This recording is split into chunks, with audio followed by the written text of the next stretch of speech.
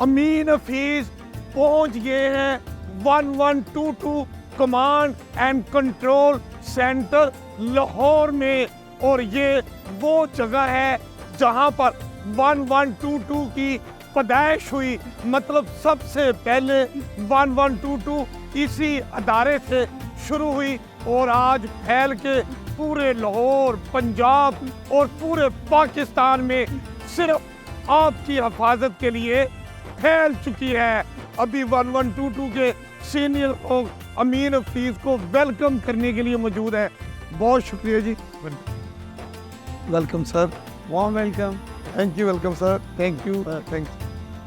1122 command and control centre Lahore में क्या क्या एक्टिविटीज होती है, कंट्रोल रूम कैसा है, यहाँ पर जो मशीनरी है वो क्या है, बड़ी बड़ी बिल्डिंगों में आग लग जाए उसको कैसे बुझाया जाता है, इस एकेडमी में क्या कुछ है, सारी तफसीलात आज हम आपको बताएंगे। प्रोग्राम मेज़बान रमज़ान के साथ सिर्फ डिस्कवर पाकिस्तान में। District rescue 1122 officer Shahid Waheed इस वक्त हमारे दरमियान मौजूद हैं। रमज़ान और मुबारक के मुक़द्दस महीने में रेस्क्यू और जो अपने अपने फ़राइज़ अंजाम दे रहे हैं। अब हम इनसे पूछेंगे कि सबसे पहले ये डिस्कवर पाकिस्तान की टीम और प्रोग्राम मेज़बान रमज़ान की रिकॉर्डिंग कहाँ से शुरू करेंगे? जी, इसमें सबसे पहले हम आपको हाई राइज जो है हिस्टोरिकल की तरफ लेके चलेंगे, जो कि हाई राइज बिल्डिंग में फायर फाइटिंग के लिए यूज़ होती हैं और इस पर एवैक्यूएशन भी की जाती है। बिल्डिंग में आग ये बिल्कुल हमारे पास दो ऐसी गाड़ियाँ हैं, एक 300 फुट है और दूसरी जो है ये 240 फीट तक जाती है। और जो है लाहौर के अंदर आपको पता है जैसे कि हाई राइज बिल्डिंग का जो ट्रेंड इस वक्त जो जनरेट हुआ है उसको मद्देनजर रखते हुए रेस्क्यू ने 2016 में परचेज किया था। ऊंची बिल्डिंग में अगर खुदा न खास्ता अल्लाह न करे आग लग जाए तो आपके पास ऐसी गाड़ी मौजूद है जो ऊपर जाके पानी फेंक के और बिल्कुल अल्हम्दुलिल्लाह गाड़ी हम लोगों के पास मौजूद है और इसके ज़रिए हम वहाँ से लोगों को एवैक्यूएट भी कर सकते हैं सेफली। अच्छा। और हमने इस गाड़ी के साथ काफ़ी लोगों की एवैक्यूएट किया, उनकी ज़िंदगियाँ भी बचाई और लोगों की मालो अस्बाब को भी महफूज बनाया। शाहिद साहब ये बताइए, इतनी ऊंची वाली गाड़ी जो 350 फुट जाती है, ये हमारे यहाँ इतनी ऊंची बिल्डिंगें लाहौर में है, ये तो कराची तो नहीं है। आप हैरान हो जाएंगे अगर मैं आपको बताऊं कि लाहौर के अंदर इस वक्त जो है जिन बिल्डिंग का रेस्क्यू 1122 सर्वे कर चुका है उनकी तादाद इस वक्त 765 से जायद है। 765 बिल्डिंगें लाहौर में ऐसी हैं। जी बिल्कुल ऐसी हैं जो कि हाई राइज में कंसीडर होती हैं, ऊंची बिल्डिंग है जो कि हाई राइज में कंसीडर होती हैं। और अभी फर्दर इसमें अगर आप देखें तो लाहौर का जो लेटेस्ट ट्रेंड इस वक्त जो चल रहा है वो वर्टिकल स्ट्रक्चर की तरफ जा रहे हैं।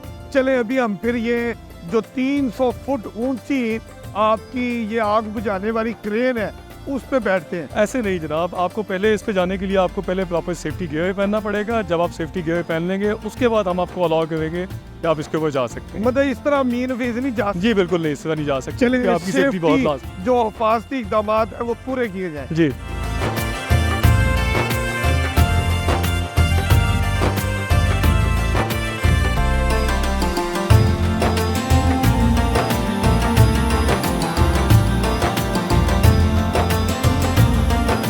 अमीन हफीज इस वक्त स्काई लिफ्ट में सवार हो चुके हैं और डिस्ट्रिक्ट ऑफिसर 1122 जो है वो शाहिद वहीद साहब वो हमारे दरमियान मौजूद हैं।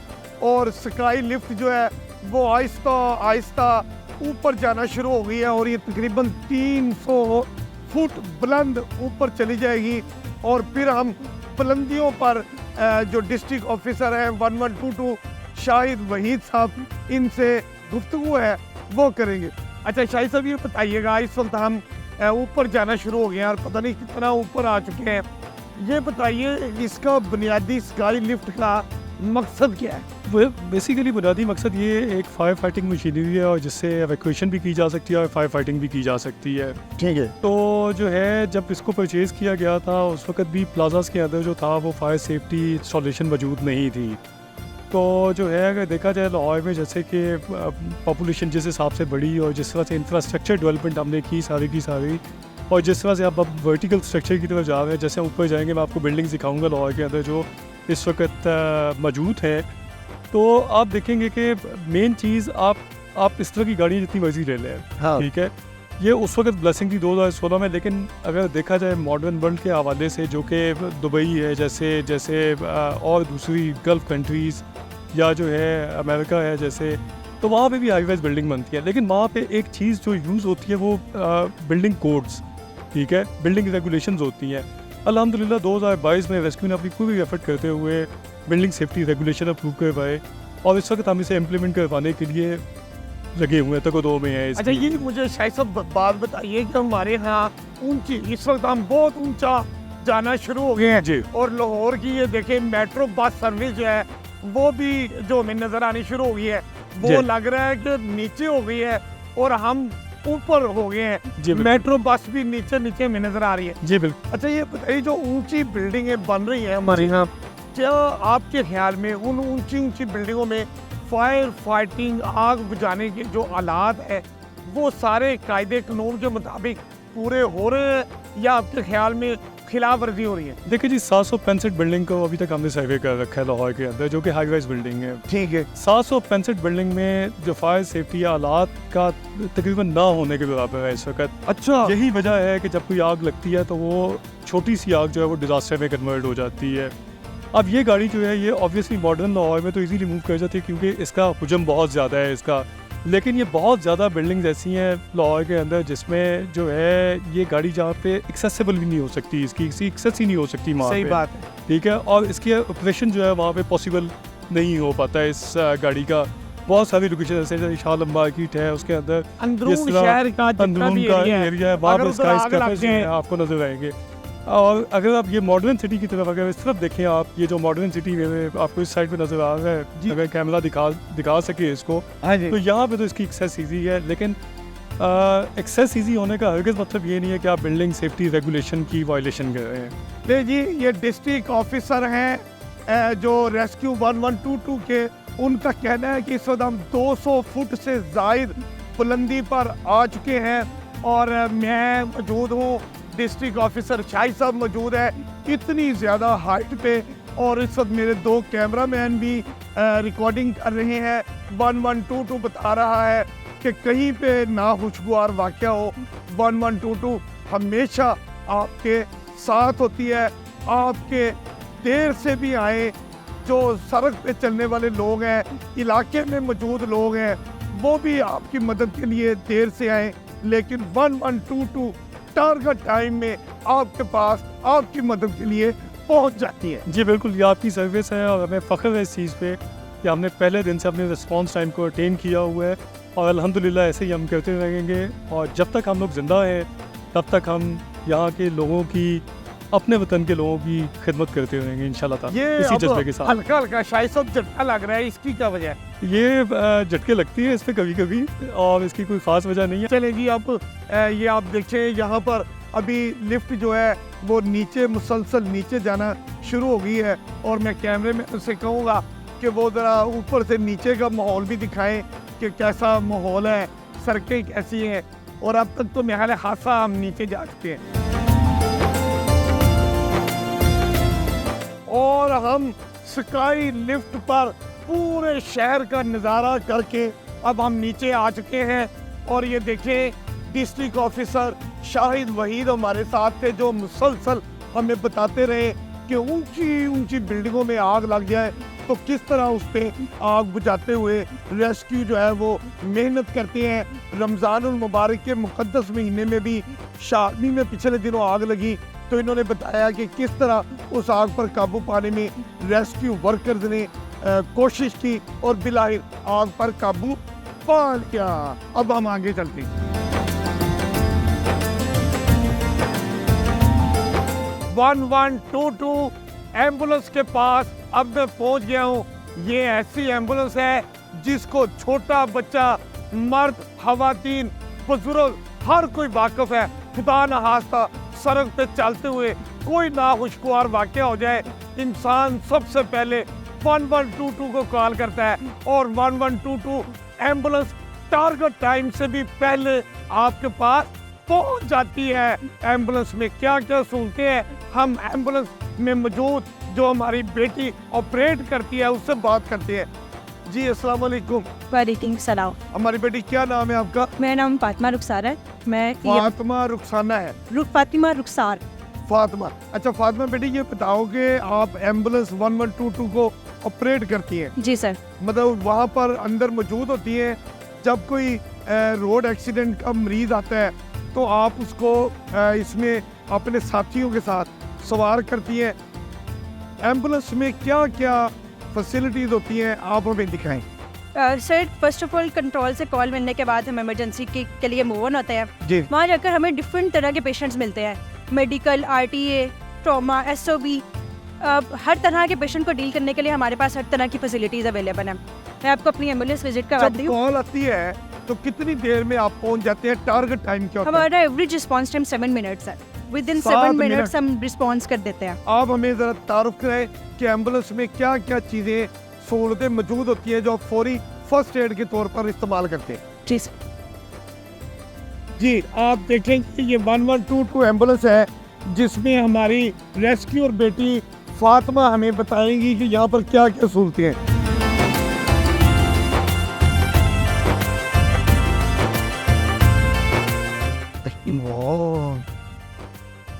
ये एम्बुलेंस है जबरदस्त। अच्छा सर ये हमारी एम्बुलेंस व्हीकल है। इसमें SOB के पेशेंट्स को डील करने के लिए ऑक्सीजन सिलेंडर्स अवेलेबल हैं, एम्बुलाइजर अवेलेबल है, मैनुअल सेक्शनिंग और हैंड सेक्शनिंग दोनों अवेलेबल हैं। हमारे पास RTA के पेशेंट्स को डील करने के लिए पूरी किट अवेलेबल है। बर्न पेशेंट्स को डील करने के लिए बर्न किट अवेलेबल है। डिफरेंट टाइप के मेडिसिन हमारे पास अवेलेबल हैं। पेशेंट्स को पेन फ्री करने के लिए, उनका अगर पेशेंट की ब्लीडिंग बहुत ज़्यादा हो रही है, उनके ब्लीडिंग को कंट्रोल करने के लिए फर्स्ट एड की फैसिलिटीज़ हैं। बहुत शुक्रिया बेटे, आपने बताया कि 1122 की एम्बुलेंस में मौजूद स्टाफ कैसे काम करता है, उनकी तालीमी काबिलियत क्या है और उनको कैसे ट्रेन करके आपके लिए एम्बुलेंस में बिठाया जाता है। बहुत अच्छी बातें की हैं। अब हम बाहर निकलते हैं।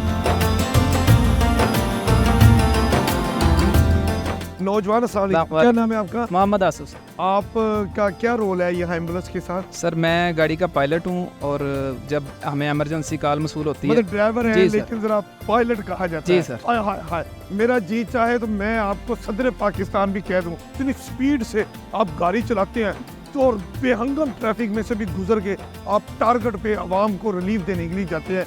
शाबाश, मुझे आप पर बड़ा नाज है।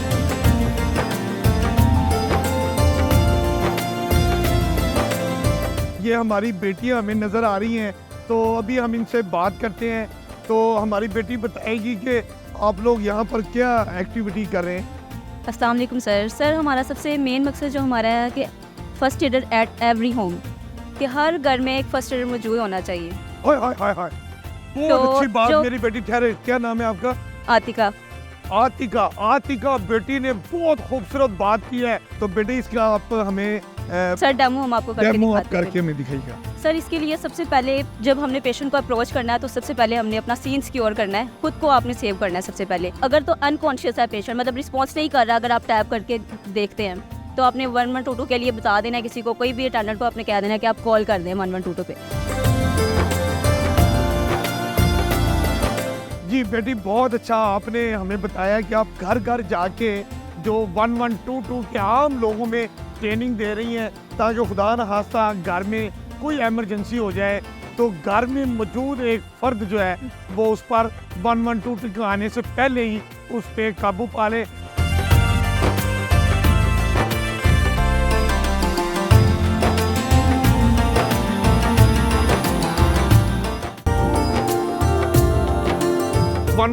की एक ऐसी बहादुर बेटी से मिलवाएंगे जो फायर फाइटिंग में अपना एक मुनफरिद मुकाम रखती है। अगर मैं ये कहूँ कि फायर फाइटिंग में मौजूद ये पहली बेटी जो आग बुझाने में सबसे आगे होती है। अब हम उस बहादुर बेटी से आपको मिलवाते हैं। हमारी बेटी का क्या नाम है? शाजिया परवीन। शाजिया परवीन, आपके बारे में कहा जा रहा है कि आप पहली फायर फाइटिंग लेडी हैं। आपको ये एजाज़ कैसा लगता है? बहुत अच्छा लगता है। जब हिम्मत और जज्बा हो तो काम कोई भी मुश्किल नहीं लगता और मैं पाकिस्तान की फ़र्स्ट फीमेल फायर फाइटर हूँ और मुझे इस बात पे फ़ख्र है और मैं अपनी ड्यूटी बड़े अच्छे तरीके से सर अंजाम दे रही हूँ। अच्छा, फायर फाइटिंग का आपने खुद फैसला किया कि आप फायर फाइटिंग के शोबे में आएंगी, या आपके जो इंस्ट्रक्टर हैं उन्होंने महसूस किया कि आप में ये जज्बा और करेज है, आप ये काम कर सकती हैं? मेरे फादर जो हैं वो आर्मी से रिटायर्ड हैं और वो वहाँ पे होते थे यूनिफॉर्म में, तो मुझे अच्छा लगता था और मैंने भी यही सोचा था कि मैं भी किसी ऐसी यूनिफॉर्म वाली फोर्स में जाऊंगी। और फिर मैंने डिसीजन लिया कि मैं रेस्क्यू 1122 को चूज़ करती हूँ।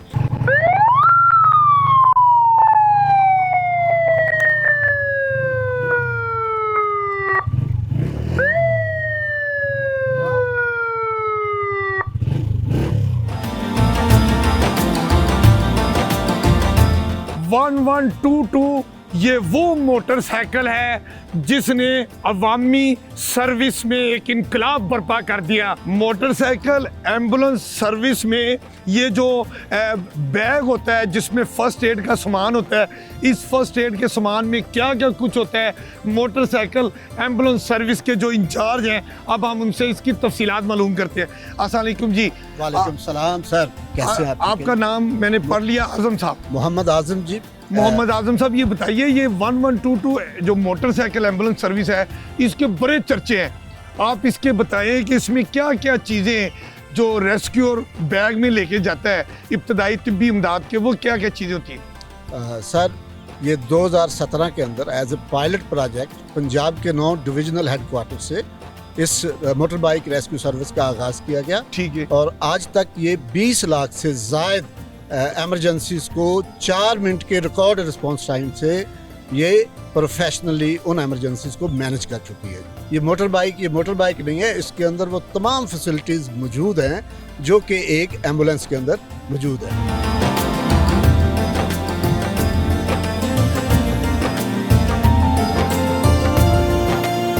सैलाब हो जाए या कहीं पर पानी बहुत ज़्यादा बह जाए, 1122 वाटर सेफ सर्विस भी करती है। खुदा न खास्ता कोई बिल्डिंग डिमोलिश हो जाए, गिर जाए और उसमें इंसान फंसे हुए हों तो उनको कैसे निकालना है, ये सारा इक्विपमेंट उसी से रिलेटेड है। तो अब यहाँ पर मौजूद जो 1122 के जो बिल्डिंग डिमोलिशिंग के एक्सपर्ट्स हैं, अब हम उनसे बात करते हैं। अस्सलाम वालेकुम जी। इंजीनियर फरहान, ज़बरदस्त। ये इंजीनियर फरहान हमारा बहुत बड़ा एजाज़ है। इन्होंने ना सिर्फ लाहौर में, पंजाब में, पाकिस्तान में, बल्कि तुर्की में भी जाके अपनी सलाहियतों का लोहा मनवाया। आप बताएं जी, जब आपको इत्तला मिलती है बिल्डिंग गिर गई है तो आप फ़ौरन वहाँ पर पहुँचिए, क्या करते हैं सबसे पहले इंसानी जानों को बचाने के लिए? जी थैंक यू वेरी मच। इसमें सबसे पहले तो मैं आपका वेलकम करता हूँ अपने रेस्क्यू स्टॉल के ऊपर। इसमें ये होता है कि हमारा जिस तरह कंट्रोल सेंटर एक अंदर बना हुआ है, उसमें ये होता है कोई भी इन्फॉर्मेशन आती है जी बिल्डिंग कोलैप्स हो गई है, तो उसमें हमारी ये होता है कि पहले इनिशियल हम रिपोर्ट उनसे ले लेते हैं कितनी बड़ी बिल्डिंग्स थी, क्या क्या, हमारा टाइम वेस्ट ना हो। उसके बाद हमारी जो टीम्स होती हैं, जो हमारे अर्बन सर्च एंड रेस्क्यू की जो एक्सपर्ट टीम है, वो उस जगह पे जाके रिस्पॉन्ड करती है, कॉर्डन ऑफ एरिया करती है, बिल्डिंग को असेस करती है, फिर ये भी देखती है कि कितने बंदे हैं उसके अंदर और हमें किस किस्म का इक्विपमेंट चाहिए उनको एवैक्यूएट करने के लिए। यहाँ से अगर मैं स्टार्ट करता हूँ तो ये आपके पीछे है हमारा लिफ्टिंग बैग है। जी जी। ये लिफ्टिंग बैग क्या होता है कि अगर 2 स्लैब्स आपकी हैं, उसके अंदर अगर कोई विक्टिम है उसको आपने लिफ्ट करना है, तो ये हम लिफ्टिंग बैग अंदर लगाएंगे, उसको लिफ्ट करेंगे स्लैब को और उससे हम बंदे को वैक्यूएट कर लेंगे। इवन कि अगर गाड़ी भी कोई गिर गई है, उसके नीचे भी कोई बंदा है, तो ये लिफ्टिंग से हम करके उसको एवैक्यूएट कर लेंगे। जी बिल्कुल। इसके बाद ये हमारे पास है लाइफ लोकेटर है। ये लाइफ लोकेटर का पर्पस क्या होता है, जब भी कोई बिल्डिंग गिर गई है तो आपको ये नहीं पता कि एग्जैक्ट जो पेशेंट है या जो विक्टिम है उसकी लोकेशन क्या है। ये हम सेंसर्स लगाते हैं, सेंसर लगाने के बाद इससे हमें ये पता चल जाता है कि जी एग्जैक्ट जो लोकेशन है जो विक्टिम की वो किस जगह के ऊपर है। इस इक्विपमेंट को हमें टर्की में जब हम गए थे लास्ट ईयर गए थे, उस वक्त हमने इससे बंदे बहुत ज़्यादा एवैक्यूएट भी किए थे। रमज़ानुल मुबारक के मुक़द्दस महीने में जहां हर किसी ने रोज़ा रखा होता है, रेस्क्यू 1122 के जवान भी रोज़े के साथ अपनी सर्विसेज जो है वो पेश करते हैं। अभी हम इनसे बात करते हैं। क्या नाम है आपका? मोहम्मद फैज़ान। मोहम्मद फैज़ान, ये रमज़ानुल मुबारक का मुक़द्दस महीना है, इस निस्बत से आप ज़ाहिर हर वक्त अपने फ़राइज़ अंजाम दे रहे होते हैं, इस वक्त हमें आप क्या सुनाना चाहेंगे? मैं हुजूर की नात आपको सुनाना चाहूँगा। बिस्मिल्लाह। या मोहम्मद नूर मुजस्सम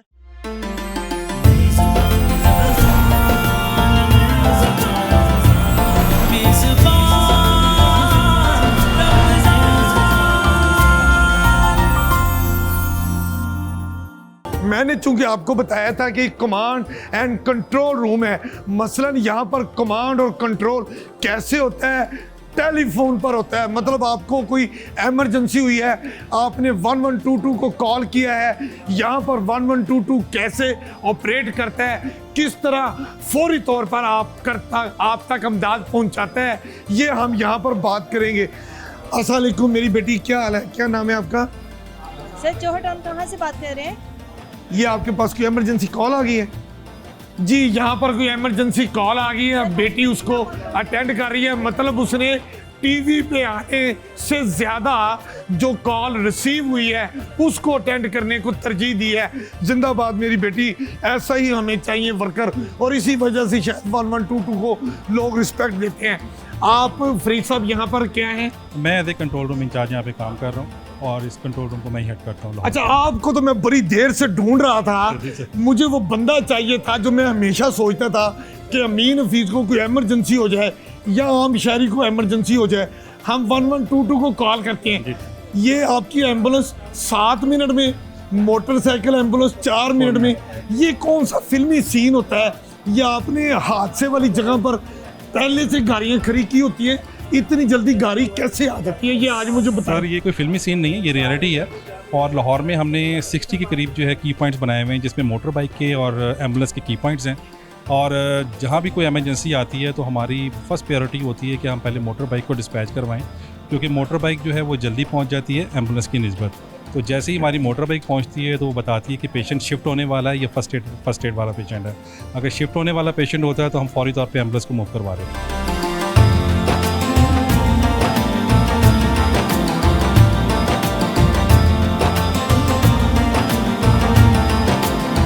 अज़ाने मगरिब का वक्त हुआ चाहता है और अब हम रोज़ा अफ्तार करेंगे। और आपको मैंने बताया कि चूँकि इस वक्त मैं 1122 के कमांड एंड कंट्रोल रूम में मौजूद हूँ। मेरे पीछे आप देख सकते हैं कि 1122 कमांड एंड कंट्रोल रूम के जो 1122 की एमरजेंसी कॉल वसूल करने वाले लोग हैं वो सब अपने फ़राइज़ अंजामदेही में मसरूफ़ हैं और रोज़ादार भी हैं, और वो वहीं बैठे हुए रोज़ा खोल रहे हैं। मैं भी इजहार यकजहती के तौर पर इन्हीं के साथ बैठ के कमांड एंड कंट्रोल रूम में बैठ के रोज़ा खोलता हूँ। आज हमने आपको 1122 के command and control centre Lahore का मुकम्मल मुतालियाती दौरा कराया और ये बताया कि पूरे 12 महीने 24 घंटे ये किस तरह लोग काम करते हैं, इनके इक्विपमेंट्स क्या हैं, इनके हौसले कितने बुलंद हैं। स्पेशली रमज़ानुल मुबारक के मुक़द्दस महीने में भी ये किस तरह एक्टिव रहते हैं, और अफ्तारी भी ये कहीं अलग से बैठ के सारा अमला नहीं करता, बल्कि अपनी अपनी नशिश पर बैठ कर ही रोज़ा अफ्तार करते हैं। ऐसी आला खिदमात के इतराफ़ पे 1122 को अमीन हफीज़ सलाम पेश करता है।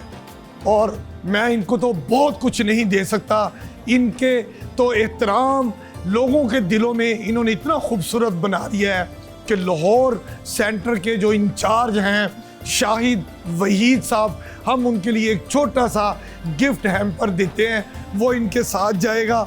ये करशी और डिस्कवर पाकिस्तान की जानिब से सर आपके खिदमात के तरफ में छोटा सा ये गिफ्ट आपको देते हैं। और दूसरा गिफ्ट हम पेश करेंगे फ़ारूक अहमद साहब को।